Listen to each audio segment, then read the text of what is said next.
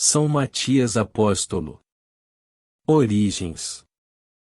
São Matias é citado pela primeira vez no livro dos Atos dos Apóstolos, 1, 15, 26. Matias se tornou um dos 12 apóstolos depois da morte e ressurreição de Jesus. Foi ele quem ocupou o lugar de Judas Iscariotes, que se suicidou depois de perceber o grave erro que cometera. O número 12 era muito importante para o grupo dos apóstolos, pois simbolizava as 12 tribos de Israel que, por sua vez, simboliza todo o povo de Deus. Os 12 apóstolos de Jesus simbolizam, assim, a restauração do povo de Deus. Por isso, era importante escolher o 12º apóstolo. Por ter sido escolhido depois, ele é chamado também de apóstolo póstumo. A escolha. Vejamos como aconteceu a escolha deste grande apóstolo. Depois da ascensão de Jesus, Pedro disse aos demais discípulos: Irmãos, em Judas se cumpriu o que dele se havia anunciado na Sagrada Escritura. Com o preço de sua maldade se comprou um campo. O Salmo 109 ordena que outro receba seu cargo. Convém, então, que elejamos um para o lugar de Judas.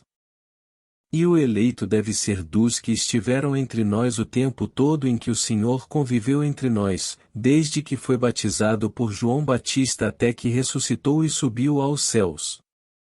E apresentaram 2. José, chamado Barsabás, que tinha por sobrenome o Justo, e Matias. E, orando, disseram: Tu, Senhor, conhecedor dos corações de todos, mostra qual destes 2 tens escolhido, para que tome parte neste ministério e apostolado, de que Judas se desviou, para ir para o seu próprio lugar. E, lançando-lhe sortes, caiu a sorte sobre Matias. E por voto comum foi contado com os 11 apóstolos. Atos 1, 21, 26.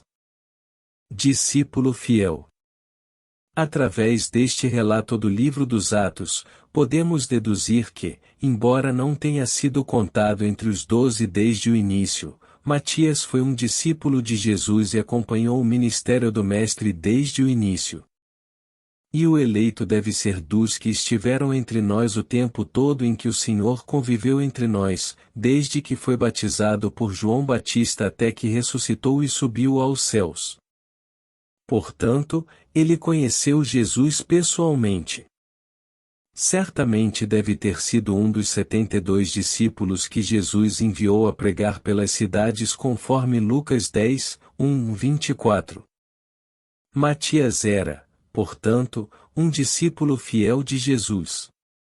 Tanto que estava lá, presente entre os seguidores do Mestre, após a morte, ressurreição e ascensão do Senhor. Evangelizador.